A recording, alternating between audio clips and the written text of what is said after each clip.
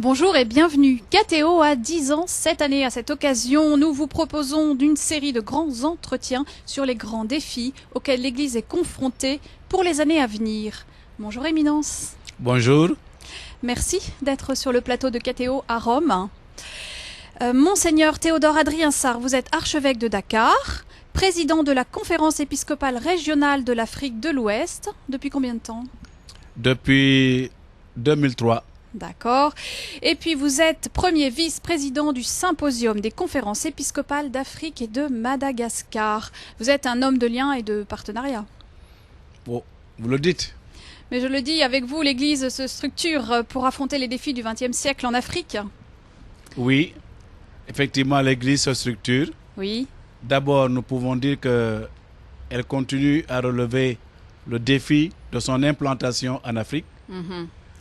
Et c'est l'occasion de souligner pour moi que si l'Église est très faiblement représentée en Afrique du Nord, l'Afrique au nord du Sahara, par contre, en Afrique au sud du Sahara, elle est très implantée et continue donc de s'implanter. Elle a une grande vitalité. Une grande vitalité, sa croissance numérique est en constante augmentation. Et également, vous le savez, non seulement le nombre de fidèles, mais aussi le nombre de vocations sacerdotales et religieuses. Il me semble qu'il y a plus de séminaristes que de prêtres. Bon, c'est un peu normal, hein? C'est incroyable, c'est vraiment un normal, signe de vitalité très fort. Oui, exactement. Donc ça veut dire que l'avenir est là, la jeunesse continue à monter dans l'Église. Et je souligne aussi que ce n'est pas seulement la croissance numérique, quantitative, qu'il faut regarder, bien sûr, mais je crois aussi que nous avons conscience que nous avons également à grandir en qualité et que donc notre foi chrétienne, notre vie chrétienne doit sans cesse s'améliorer. C'est ainsi que déjà durant le synode de 1994, nous avions souligné, oui, le synode africain, le premier synode africain, nous avions souligné la nécessité d'une évangélisation en profondeur et qu'il fallait partout susciter, en tout cas encourager à la rencontre des baptisés avec Jésus-Christ, rencontres personnelles et rencontres communautaires qui puissent entraîner un changement dans la vie des personnes comme dans la vie des communautés chrétiennes. Alors avant d'approfondir cette évangélisation en profondeur, c'est le cas de le dire, comment vous expliquez cette croissance rapide de l'Église en Afrique au siècle dernier, depuis le XXe siècle? Comment vous l'expliquez cette croissance rapide? Bon, je pense que le Saint-Père l'a dit durant son homélie de ce synode, de ce deuxième synode africain, à la messe d'ouverture. Il a parlé d'un trésor spirituel de l'Afrique. Parce qu'effectivement, tous les peuples d'Afrique que je connais, je peux dire, croient en Dieu, ont la foi en Dieu. Et j'aime à dire, en ce qui concerne le Sénégal, mon pays, que mes ancêtres, par exemple, Sérère, mon ethnie, oui, pour moi, avaient la foi de l'Ancien Testament. En ce sens qu'ils croient que Dieu existe, oui, que Dieu est le créateur du monde, que Dieu est le créateur et le maître de tout ce qui existe, mais aussi que Dieu est témoin de ce que les hommes vivent sur la terre, font au jour le jour, et qu'aussi Dieu nous jugera. Voilà pourquoi je parle du Dieu de l'Ancien Testament, de la foi au Dieu unique de l'Ancien Testament. Également, ce que j'ai constaté chez moi, c'est que mon ethnie avait une morale qui est très proche des 10 commandements. À part peut-être le commandement de l'adoration de Dieu, ils adoraient Dieu et priaient Dieu, mais tout ce qui est commandement des parents, l'amour des parents, le respect des parents, tout ce qui est ne vole pas, ne tue pas, ne ment pas, etc. Mes ancêtres sérères vraiment pratiquaient cela. Et je dis, les 10 commandements ne sont pas étrangers à ma culture, mais au contraire, quand je faisais mes études en Écriture sainte et que je voyais là vraiment le code de l'Alliance, les 10 commandements, je me retrouvais en quelque sorte dans ce qu'on m'a appris dans mon enfance, dans le quoi j'ai été éduqué. Alors donc je pense qu'à cause de ce trésor de la foi en Dieu des Africains, et puis certainement d'une proximité de cette foi en Dieu avec la foi de l'Ancien Testament, il y avait comme une espèce de préparation de ces peuples africains à accueillir Jésus-Christ, à accueillir la révélation. Le Nouveau Testament et l'évangélisation. Alors, l'Afrique, c'est quand même 53 pays et c'est une grande diversité de situations ecclésiales. Alors, est-ce que ce que vous venez de nous dire, ce terreau de la foi, enfin, en tout cas dans l'Ancien Testament. Est-ce que c'est valable sur l'ensemble de ces 53 pays? Quand ce qui concerne ce que nous appelons la religion traditionnelle africaine, Oui. je crois qu'en ce qui concerne cette religion, ce que je viens de dire est valable un peu partout. La foi en Dieu, en l'existence de Dieu, la foi en un Dieu créateur, en un Dieu qui est témoin de ce que les hommes vivent et qui les jugera. Bon, maintenant, la croissance de l'Église n'est pas la même partout. Vous avez des pays donc immédiatement au sud du Sahara, les pays du Sahel, comme le mien, le Sénégal, où l'islam est fortement implanté. Évidemment, c'est normal que la croissance de l'Église est plus lente là. Mais jusqu'à présent, au Sénégal quand même, nous accusons une croissance de l'Église. Nous avons vraiment des baptêmes d'adultes tous les ans dans nos différents diocèses du Sénégal, les 7. Et c'est des milliers d'adultes que nous accueillons dans nos paroisses au Sénégal, sans compter les baptêmes d'enfants. Mais quand vous descendez plus au sud, donc les pays du Golfe de Guinée, et puis surtout les pays de l'Afrique centrale, l'Afrique équatoriale et les pays d'Afrique du Sud, évidemment la croissance est beaucoup plus forte là. Et également la présence de l'Église dans la société est beaucoup plus forte. Pendant qu'au Sénégal, nous, les catholiques, nous représentons à peine 5 à 6% de la population. Quand vous êtes dans les pays des Grands Lacs, ce pourcentage monte à 85%, 90%, etc. Oui, c'est énorme. Et en Afrique du Nord? Alors, en Afrique du Nord, au contraire, vraiment, la présence chrétienne est très minime. Ce n'est même pas 1%, je crois. C'est 0, quelque chose pour cent, autant au Maroc, en Algérie, en Tunisie, en Libye. Et puis au Maroc et peut-être au Maghreb, il y a la poussée des évangéliques qui vous rend peut-être la tâche un petit peu difficile? Bon, je crois que c'est surtout en Algérie qu'on les sent le plus. Oui. En Maroc, c'est un peu plus difficile sans doute, Oui. ainsi qu'en Tunisie. Bon, c'est-à-dire que je pense que leur façon de témoigner de l'évangile vient perturber un équilibre que l'Église catholique avait établi avec l'islam dans ces pays-là, et ce n'est pas sans poser des problèmes. Si je comprends bien, la religion traditionnelle africaine est un terreau, est une passerelle pour l'évangélisation. Effectivement, et nous osons parler d'une préparation lointaine à la foi en Jésus-Christ. Si l'Ancien Testament est une préparation directe à la foi au Messie envoyé par Dieu à Jésus-Christ, nous pouvons dire que la religion traditionnelle africaine est une préparation lointaine à l'accueil de la foi en Jésus-Christ. Et c'est pour ça que le Concile Vatican II parlait de semence du Verbe dans certaines religions du monde. Et c'est vraiment le cas pour la religion traditionnelle africaine. Ça, c'est une grande espérance. L'Afrique est l'espérance de l'Église. Oui, d'accord. Oui. Le deuxième synode africain, donc après Ecclesia in Africa, s'est tenu à Rome du 4 au 25 octobre dernier sur le thème « L'Église en Afrique au service de la réconciliation, de la justice et de la paix ». Quel est le défi concret le plus immédiat de l'Église en Afrique? Voilà, cela me donne l'occasion de rebondir sur votre première question. Bien sûr. Parce que donc, les grands défis de l'Afrique, de l'Église plutôt en Afrique aujourd'hui, j'ai parlé premièrement de son implantation, de son enracinement en Afrique. Mais l'Église n'est pas faite pour elle-même. L'Église est faite pour le monde. Elle est faite pour les hommes. Donc le grand défi ou la deuxième série de défis que l'Église rencontre en Afrique, c'est bien l'accomplissement de sa mission en Afrique au bénéfice des hommes. Et là, effectivement, l'Église essaie de voir qu'est-ce qu'elle peut apporter au niveau des sociétés africaines pour le mieux-être des hommes. Donc dans les différents domaines, socio-économiques, sociopolitiques, santé, éducation? Depuis son implantation, elle l'a toujours fait. Par exemple, je vous livre, et pour vous et vos téléspectateurs, ce que j'aime à dire chez moi. Que regardons une mission catholique, ce qu'on appelle une mission catholique, ça veut dire l'implantation de l'église dans une localité. Très souvent, vous voyez une église et à côté de l'église, une école en dispensaire. Donc c'est pour dire que l'église a toujours eu le souci de s'adresser aux hommes en leur proposant ce que j'aime appeler un salut global. Le salut global proposé par Jésus-Christ, c'est-à-dire que le Christ vient sauver l'homme dans son être total, dans son corps, dans son cœur, dans son âme, son esprit. Et ça, c'est un vrai savoir-faire de l'Église catholique. Exactement. De s'adresser à toutes les dimensions. En a donné l'exemple, puisque nous avons vu qu'il a guéri des malades, mais en même temps, en guérissant les corps, c'était aussi pour que les âmes et les cœurs se préparent à rencontrer Dieu.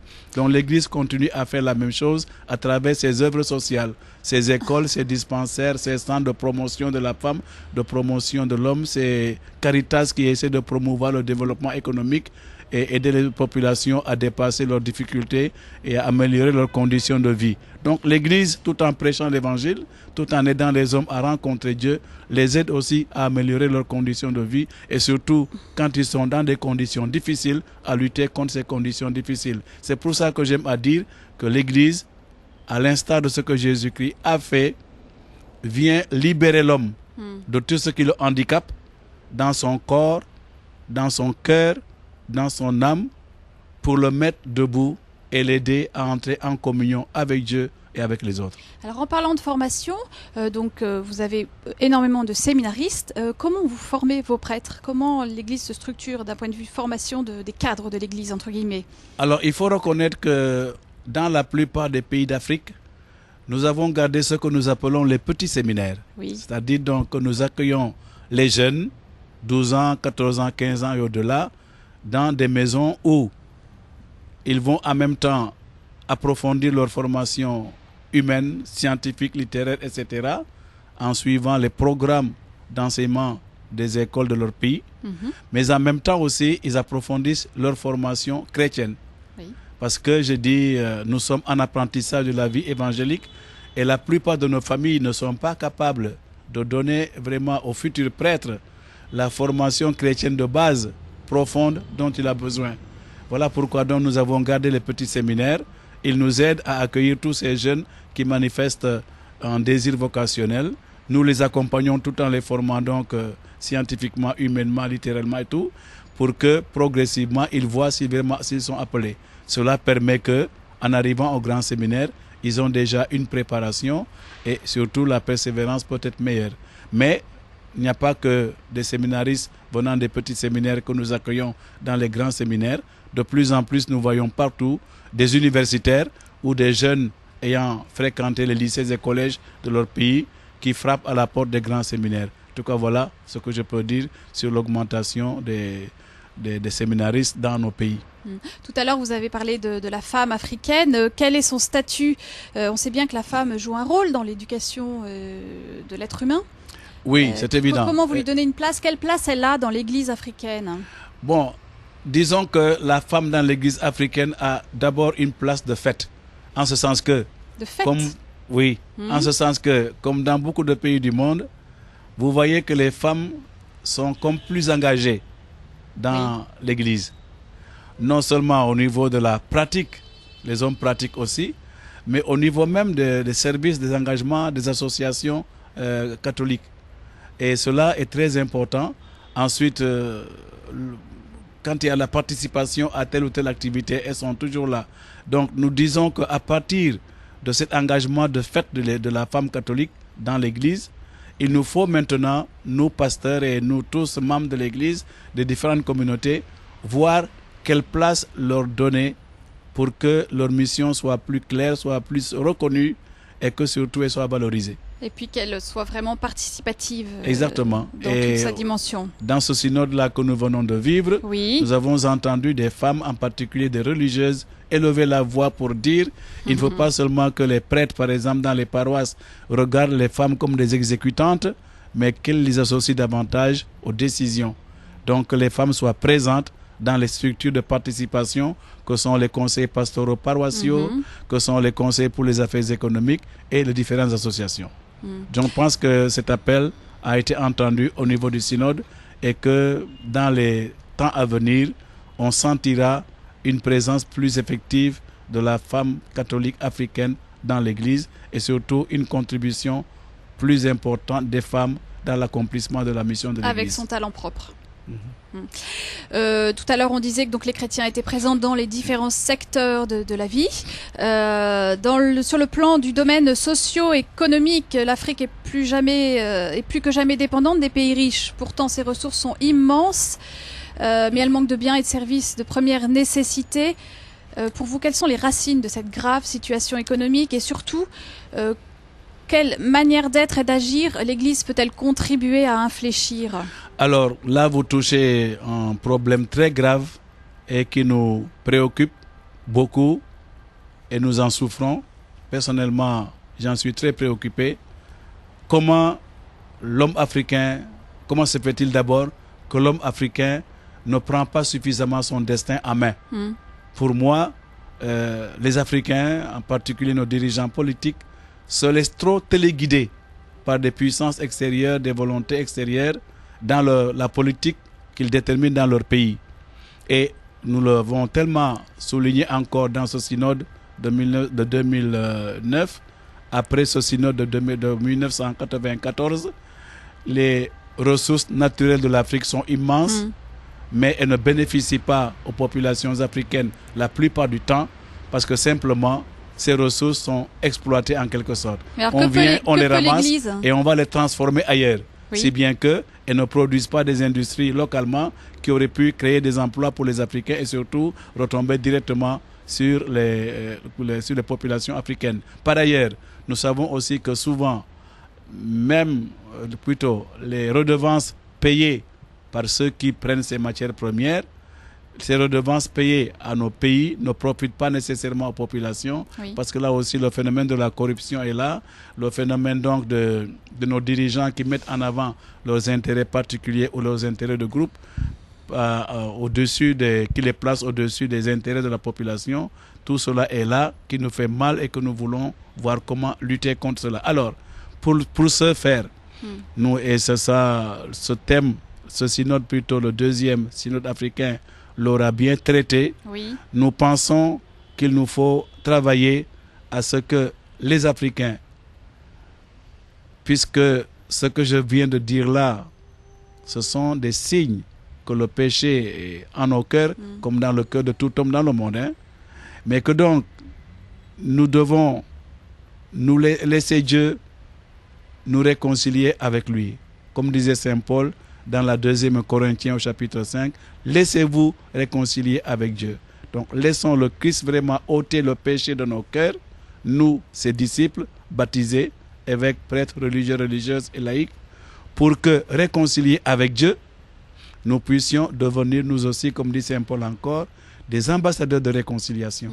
Et donc aider nos frères effectivement à faire la même démarche de se laisser convertir par Dieu. Et je l'ai partagé dans mon intervention dans l'Assemblée, cette phrase de Jésus-Christ au paralytique de la piscine de Bethesda: lève-toi, prends ton grabat et marche.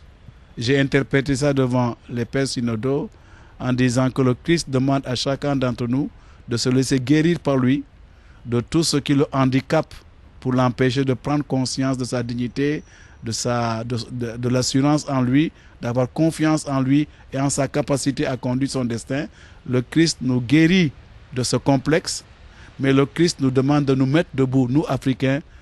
Prends ton grabat et marche, prends ton destin en main et marche.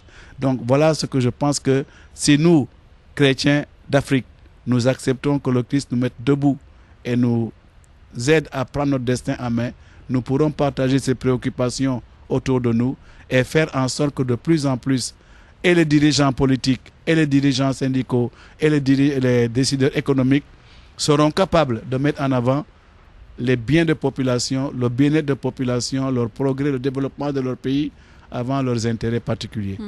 Et je suppose que Lève-toi et marche, vous jouez un rôle dans la lutte pour l'émergence d'états de droit, de la promotion d'hommes politiques africains véritablement démocrates et puis aussi capables de trouver des solutions africaines aux problèmes africains. Exactement. C'est ça que vous voulez dire. C'est ça que je veux dire. C'est ça que je veux dire. Que les Africains, j'aime à dire ça autrement, pensent par eux-mêmes et cessent de laisser les autres penser pour eux. Mais aussi que les Africains ne laissent plus les autres parler à leur place, mais parlent eux-mêmes pour dire les besoins de l'Afrique, le bien de l'Afrique, etc. Et aussi que les Africains agissent par eux-mêmes au lieu de laisser les autres agir pour eux. Donc voilà un peu ce que je pense, c'est que l'Africain aujourd'hui doit se mettre debout, prendre son destin en main. Et alors, se mettre aussi en face, parce que ce n'est pas seulement notre responsabilité qui est en cause dans les difficultés que rencontre l'Afrique. Il faut reconnaître qu'il y a quand même des forces extérieures, des puissances extérieures qui continuent à nous maintenir dans un état de dominer, de dépendance, et qui fait que nous n'arrivons pas à tout décider nous-mêmes. Alors il faut aussi que ces puissances extérieures nous respectent dans notre dignité, mais je dis, c'est à nous d'abord de nous affirmer devant elles et nous affirmant, nous laisser respecter et surtout faire en sorte que les biens dont Dieu a doté nos pays puissent profiter d'abord à nos populations avant de profiter aux autres. C'est un grand défi. Exactement. Tout à l'heure, vous parliez de dialogue islamo-africain, notamment dans certains pays. Vous êtes un fervent promoteur de ce dialogue pour l'avoir pratiqué dans le diocèse de Kaolack, où vous étiez donc évêque auparavant. Oui, je crois beaucoup au dialogue interreligieux parce que pour moi, Dieu ne devrait plus être. Il a été dans le passé. Nous reconnaissons que même nous, catholiques, nous n'avons pas toujours été pour ce dialogue, nous n'avons pas toujours pratiqué ce dialogue et que la violence au nom de Dieu, nous l'avons un peu exercée au niveau de l'Inquisition, au niveau des croisades, etc. Mais je crois que l'Église catholique a dépassé ce stade. Et en tout cas, moi, je dis que je ne suis pas héritière de ces querelles du passé. Non. J'entre dans l'Église au moment où l'Église a fait sa révolution du Concile Vatican II. Je rentre dans cette dynamique pastorale du Concile Vatican II qui a promu vraiment le dialogue entre les croyants. Et aujourd'hui, plus que jamais, je crois que Dieu ne doit plus être source de division entre les hommes, mais nous devons tous comprendre, si nous croyons, nous avons la vraie foi en lui, que Dieu unit les hommes. Et Dieu veut que les hommes soient unis entre eux. Alors, voilà pourquoi donc je défends ce dialogue. Et en ce qui concerne le Sénégal, puisque c'est surtout avec les musulmans que nous avons affaire, eh bien, partout où je suis, à Kaolack, je l'ai fait, à Dakar, je le continue.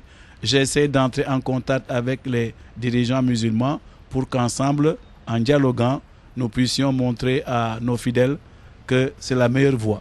Et très concrètement, c'est facile ou c'est difficile? Bon, disons que pour moi, j'ai toujours rencontré un accueil, même si peut-être la réponse effective n'est pas toujours ce que je souhaite, mais je ne me décourage pas. J'ai quand même pas mal d'amis musulmans avec qui je dialogue, même des chefs religieux, avec qui nous pouvons vraiment échanger nos idées et voir qu'est-ce que nous pouvons faire ensemble. Donc je crois que c'est possible.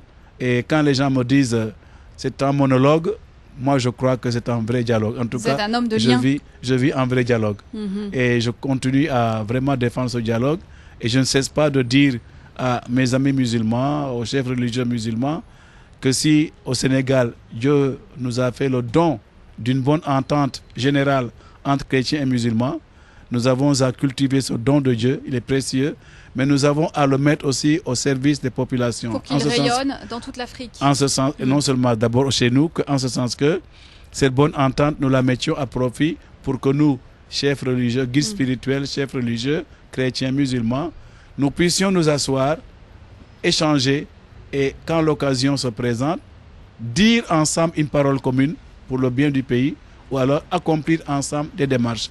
Dire ensemble une parole commune, nous l'avons fait plusieurs fois, mais aussi des démarches communes. Je voudrais que de plus en plus, nous puissions arriver à le faire au bien des populations. Et comme vous dites, à partir de là aussi, montrer à la face du monde que non seulement vivre ensemble en bonne entente entre croyants de religions différentes est possible, mais même ensemble, croyants, mettre notre foi en jeu pour promouvoir un certain nombre de valeurs dans la vie sociale.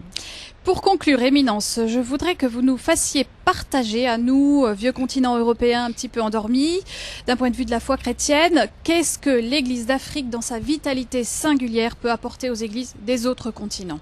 Je pars simplement de l'exemple que je cite souvent, que nous sommes, comme je dis encore, des églises et des personnes en apprentissage de la vie évangélique. Nous sommes des jeunes églises et j'ai dit nous sommes des néophytes. Alors je crois que nous avons les qualités et les défauts des néophytes. Qualité de néophytes, je crois que nous avons l'enthousiasme de ceux qui découvrent la foi en Jésus-Christ. Nous avons le zèle, nous avons l'élan. Le zèle. Oui, le zèle, oui. Puis la pratique aussi, nous aimons beaucoup pratiquer. Chez nous, je pense que la pratique est certainement autour de 60 à 70%. Donc je dis, nous avons vraiment ce zèle des néophytes et cet enthousiasme des néophytes. Alors je crois que venant chez vous, nous partageons cela et je vois certains compatriotes sénégalais, quand je les vois dans leur paroisse, je crois qu'ils essaient d'apporter quelque chose au niveau de la participation à la liturgie, aux messes, au niveau des chorales, etc. Donc, je pense que nous avons cela. Et les quelques prêtres africains que nous avons commencé à envoyer en Europe, souvent nous avons des échos positifs, disant qu'effectivement, on sent en eux un enthousiasme et un sens de l'évangélisation qui est neuf et qui peut aider beaucoup les églises d'Europe. Merci beaucoup d'ailleurs pour nous aider sur ce point de vue-là. Merci Éminence pour cet entretien. Merci au nom des téléspectateurs de KTO. Bonne continuation pour vos différentes missions multiples. Au revoir. Au revoir et merci aussi à vous.